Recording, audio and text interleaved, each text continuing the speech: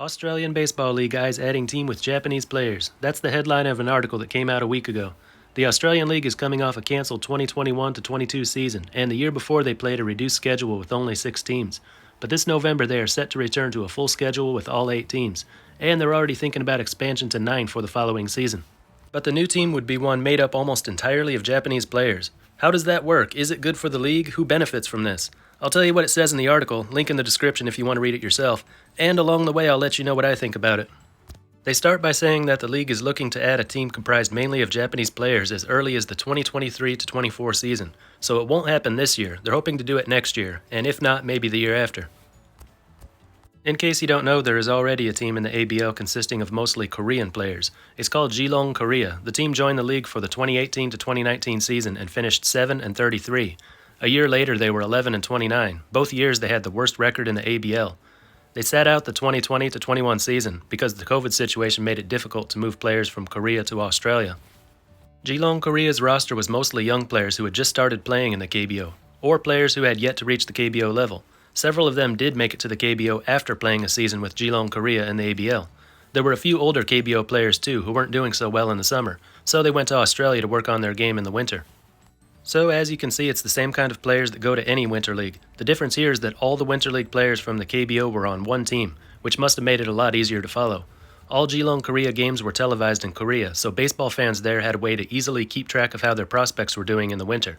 And they had a team to root for in another league while the KBO was in its off-season. And it was good for the city of Geelong, because it made their city more recognizable to the Korean market.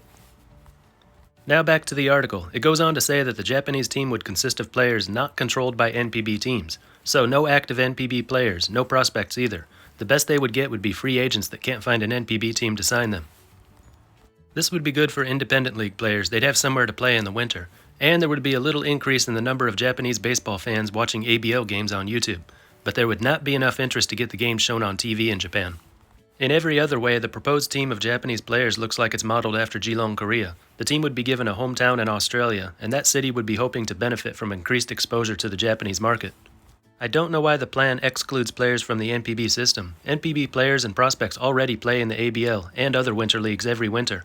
Having them on one team and in one league seems to make sense, so I can't imagine NPB being against it.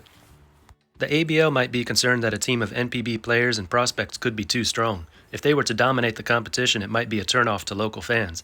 I don't think they need to worry about that. Geelong Korea was really bad in the 2 years they played. A team of players from the NPB system would probably do better, but I'd say average at best. Remember that ABL rosters are full of players from the Major League system, including ex-Major League players.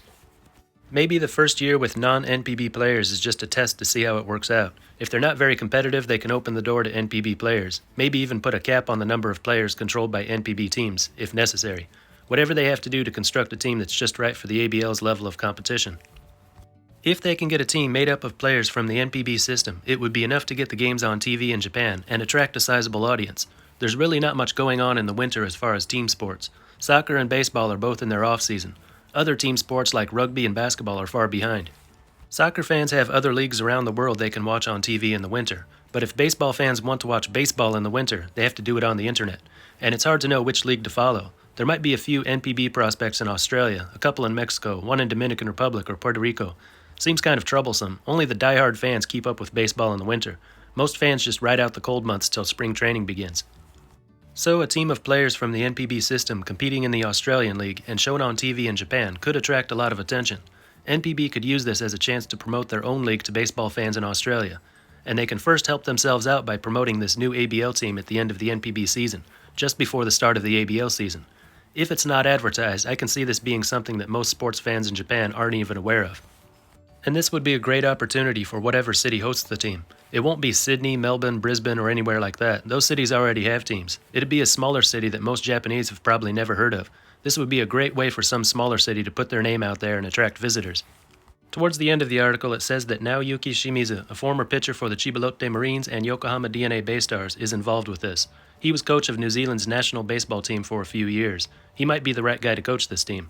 And it says that after this team is assembled, they could play a trial game in Australia as early as this winter. It also mentions that it would give the ABL an odd number of teams, but the league feels it would be worth it, though I'm sure they will be looking to add a 10th team as soon as possible. It also talks about there being no time difference. Japan and Korea share a time zone with the middle of Australia, 1 hour behind Sydney, 1 hour ahead of Perth. That makes live TV broadcasts possible. This league was just relaunched 12 years ago with 6 Australian teams and not shown on TV at all. Now it's seen live on television in Australia, New Zealand, and Korea, and could potentially add Japan to that list. A small league with big ambitions, and I think it could work. That's what I think. Let me know what you think down in the comments. That's all for this one, and until next time, this is Baseball International. See ya.